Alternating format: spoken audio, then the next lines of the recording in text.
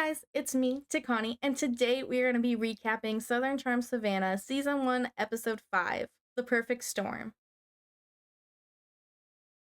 Trigger warning, there's talks of racism and absolutely way too much ignorance from the cast. As someone who doesn't experience racism, I'm white as a ghost, I can hide in the paper aisle. I can't speak for those who do experience racism. We continue where we left off last episode, with Nelson using the Yiddish version of the N-word. Daniel takes his time to explain how the word was used, and who it was used by and directed towards, and he wasn't sure if Nelson understood that.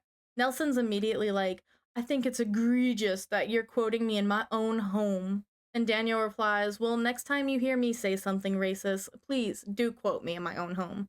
I think it's weird that Nelson immediately went to, you can't quote me behind closed doors, because it wasn't just behind closed doors. If you can remember, it was also in the episode. Also, it doesn't make it okay just because you didn't say it derogatorily towards somebody. It's still racist. Anyway, then because Nelson has no balls, he says in the safety of his confessional that Daniel's grandma said it all the time, and he didn't know it was racist. Daniel's literally telling you right now, that's racist. I would also like to remind everybody that after Nelson said that, Daniel's like, I don't know if you understand what you're saying, that doesn't really make sense to say. And Nelson's reply was, oh, so you do know what I'm saying. To me, that kind of implies that he did know what that word meant, allegedly. But in my opinion, it kind of implies that he did know what that word meant. Because why else would you say, oh, so you do know what I'm saying? Like, that's such a bizarre thing to say, especially when someone's like, hey, I don't know if you understand that word. Nelson then goes on to say, sometimes people use words in a metaphorical, allegorical sense. It's still racist, even if it's a metaphor. And saying metaphorically allegorical and being fancy with your words doesn't change that it's racist. Azam then calls Nelson out and says, you talk about racism in an allegorical sense. And then Nelson denies it, even though he just said that in the confessional. Happy then shares with the group that she deals with people being racist towards Azam every single day. And unfortunately, Nelson won't just listen to her and let her talk.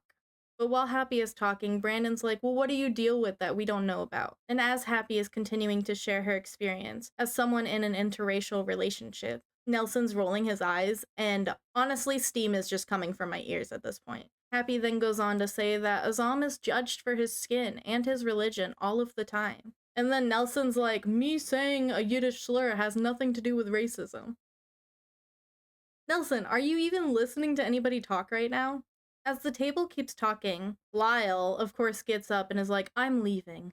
Then in both Lyle's and Catherine's confessionals, they both say that Nelson didn't have any bad intentions and blah blah blah.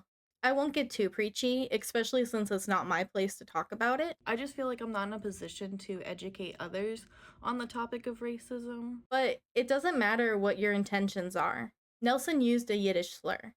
He has been told it's a Yiddish slur. And instead of apologizing for using said slur and growing from it, he just denies and deflects and completely avoids taking accountability. And in my opinion, I think that's what makes Nelson racist. His lack of willingness to take accountability and acknowledge pain that he's caused to those around him.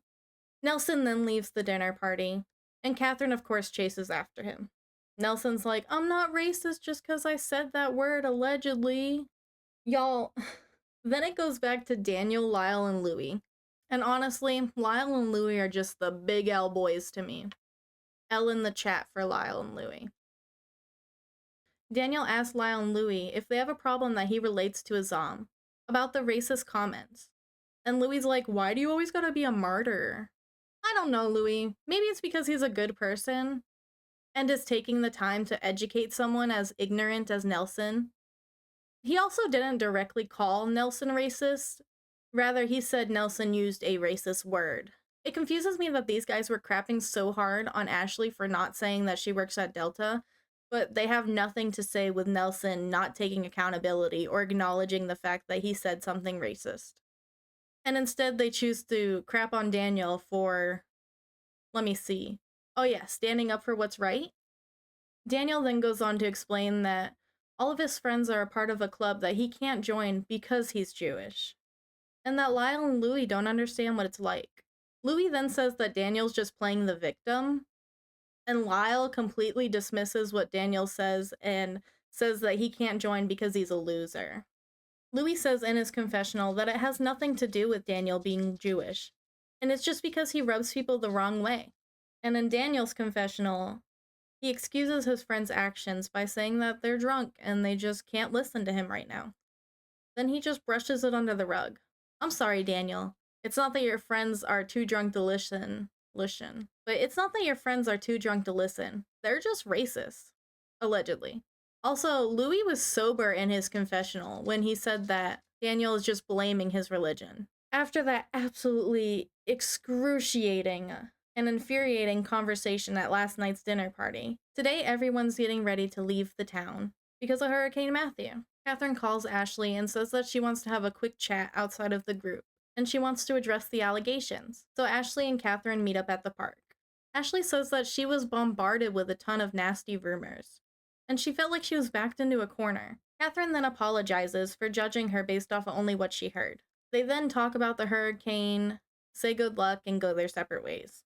Catherine is riding with Hannah and tells her about the resolution she had with Ashley. Hannah doesn't think it's a real resolution, though, and Catherine actually defends Ashley.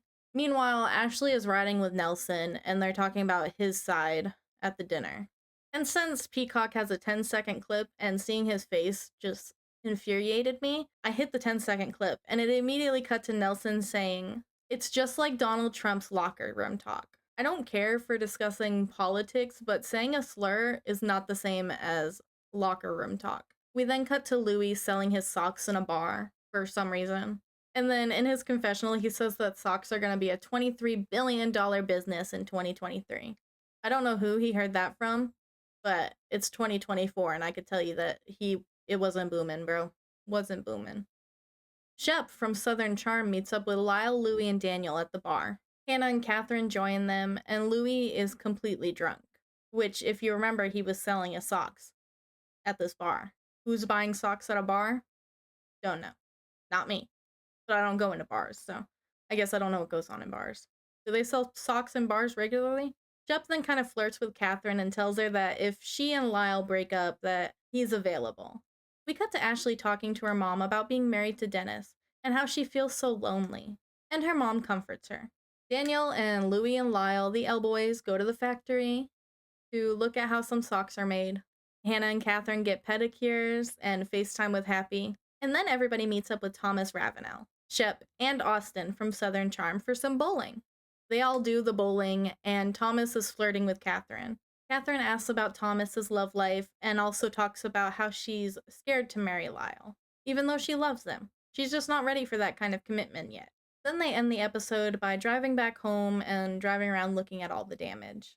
Thank you guys for joining me of this recap of Southern Charm Savannah, Season 1, Episode 5. What did you think of the episode? Were you disappointed in all of the ignorance on display from the cast members? Are you on Daniel's side? Or do you think that maybe it shouldn't have been mentioned at the party and it should have been mentioned in private? I'm personally glad that he called it out in public because it happened in public, even if the rest of the boys don't remember it. It happened with them there.